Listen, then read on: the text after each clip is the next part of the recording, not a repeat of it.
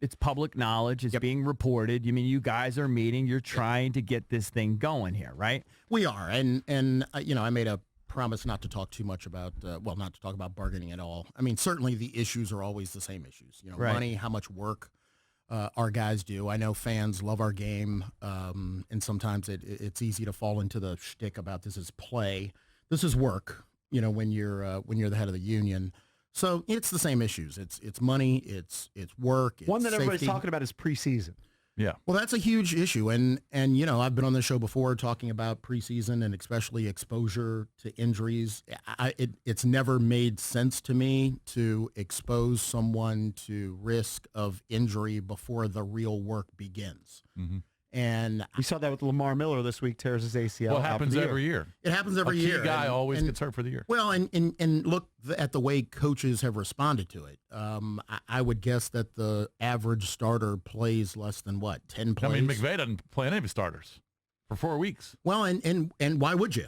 Yeah. So it seems to me that if that's the world that we're living in, that's why we're looking at preseason and pre-work the way that we look at it. And the whole thing about the owner's side of it is we don't want to lose the preseason games because we're not paying the players their weekly salary. And they used to actually get crowds at the preseason games. But you look at some of the preseason crowds like in the last few years, I mean, there's nobody there. So what sort of gate are they getting? It's like the first 30 people get to play. Yeah, like what's the advantage? Yeah, look, and you're talking to a guy who unabashedly believes in less work and more pay. So don't. All of us would all that up. I make no apologies for that. I think we've done pretty well with that. I think we've mastered that. We've tried to adopt the Junkies model. Yeah. About 4 hours a day is about enough. So that was my philosophy in school too. Now I wasn't getting paid. But it was the less work. Well, and some of us made it through. Right. D, you think that we're close to just 3 preseason games? Are we close to that without adding, regular season games and playoffs? Let me answer it. I'd rather be closer to no preseason games. And to me, what the fans are voting for with both their feet and their money and their attendance is they don't like the preseason product. Mm-hmm. So if it seems to me that if they don't like the preseason product, coaches have an interest in developing younger players and getting players their reps. What's the fix for enabling the coach to develop younger players and the fix for not forcing fans to buy a preseason package that nobody wants to go to? So I look at those things as the polar opposites. The question is, how do we get to a point where we serve both? All right, let me give you a follow-up. Yeah. Are the players in favor of cutting out preseason games but adding 2 regular season games? So, no. Okay. No, but they might be willing to go. They might be willing to go with more playoff teams. Wouldn't that increase jobs? It would, but it would also increase exposure to injury. Yeah. And now think about it. You're trading, we're playing 4 now. You're taking 4 preseason games where starters don't play. I know, but D, everyone gets hurt in the NFL. I know, but the other thing is we don't want everybody to get hurt more. Or more people getting hurt. I get it, but I mean, at the end of the day, they're playing professional football. Their risk is what it is. Yeah, but I mean, look, if you were talking to a group of coal miners and you said you could pull more coal out of the mine by spending more time in the hole, it might expose you to black lung more, but you're going to get paid more money. My guess is at some point you're going to get a group of coal miners who are going to say, I make enough money that I don't want to risk eternal, health problems. So it's not a question about just the fact that people get hurt. It's I'd rather fewer people get hurt. I'd rather guys get play longer. I'd rather that the game be a better quality because you've got guys who are at the height of their health, playing the game against other people who are at the same place. I hear that you're passionate about the Andrew Luck situation. He retires. Yeah. Give us your opinion there. You're talking about a guy who's battled with injuries for 4 years.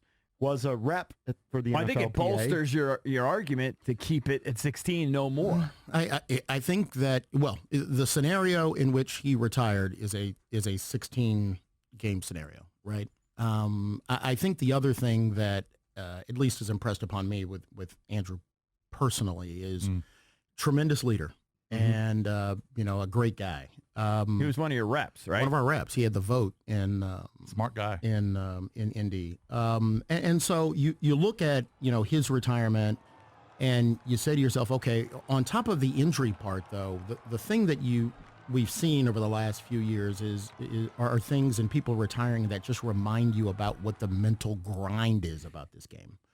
And so in addition to trying to decrease the amount of work, one of the things that we have been thinking about is decreasing this culture of a grind.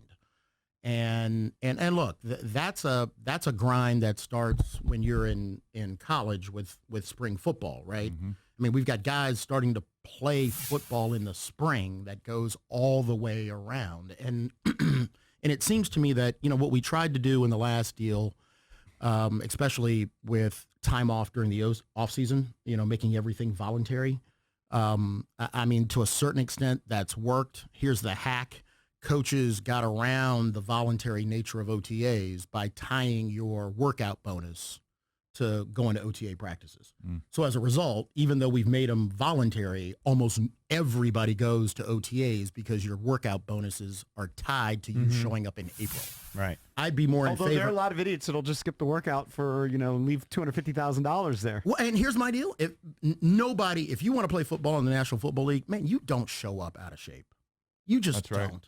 So it seems to me that one of the things I'd love to think about is, wait a minute, we've got a group of guys where if you show up in August out of shape, here's what happens to you. You get cut. Mm-hmm. Those guys don't get out of shape. So why don't we move to a world where we might want to make sure that phase 1, phase 2, if a guy is able to do that at home, let's think about a way to do that at home. If we want to make major changes at training camp, it's going to be changes at training camp that gives our veterans more time off.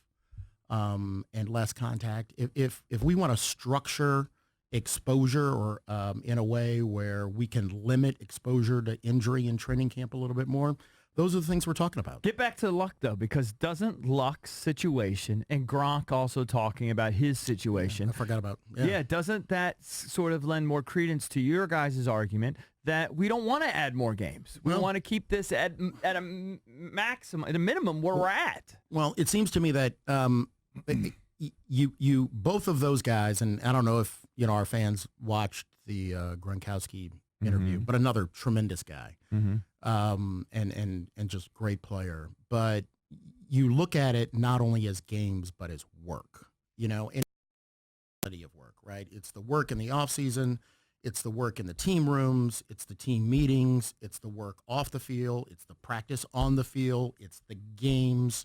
It's dealing with the injuries during the off season. We look at that as the totality of work. Games, are a significant part of that work, but the idea seems to me that I want to reduce the overall work and look at it from a macro scale of overall work. And if we can do that and make the economics right for the players, and incentivize the owners investing in the business of football in the way that we want, then we'll probably get something done. And Roger and I have had our dust-ups in the past. How would you describe the relationship between you and Roger today? He's done a great job. Is it getting better? He has. Yeah. So you and Roger are getting along well right now. Well, I mean, Does that mean you've done a great job the whole time? He's done that. He's had to prove that you stay. well, if you want to phrase it that way. You would say you guys are getting along. He's as well as and he's done. Look, we have had our dust ups. He's done a great job. What has he done a good job at? Look, this is tough work. Right. The meetings are tough. The preparation is tough. The grind of working through the issues is very difficult. He has a constituency. I've got a constituency. Preparing your constituency for meetings like this is tough. Preparing people to talk about the issues the right way is tough. Trying to keep emotion out of it is tough. And he's done a very good job. And I think that the extent to which he and I can continue to work together is going to play a major role. Your working relationship now is markedly better than it was the last go-around. Well, I mean, the last go-around, a group of guys walked in and said, you're going to play 18 games and then we're going to cut off the insurance to your wives. Wow. So, I mean, that's a pretty tough. Yeah, that Right. doesn't sound like it See ya. started very Yeah, well. there's not a lot of hugs. Yeah, Wasn't probably a lot of not. hugs. Right. So, and I think the one thing that, that was a tough thing to go through. I mean, you guys were there the day after we got locked out. Mm-hmm. The one thing I think everybody took away from that is both sides can beat each other up pretty well. Well, 18 games seems like a non-starter, but they're floating out more playoff teams. How does the NFLPA feel about more playoff teams? I mean, we look at all of it as the totality of work, right? And to me, if there's going to be an increase of a game here, there's going to be a decrease of work here, right? And it seems to me that, the economics certainly play into that Well, it might not necessarily be. It would be more games for those teams that qualify. It might not mean an extra round. It just might mean that round of wild card is expanded. But he still sees it as more work. It's still more work. Yeah, it's just more work. Overall. So the question becomes just, I'm about decreasing work and exposure.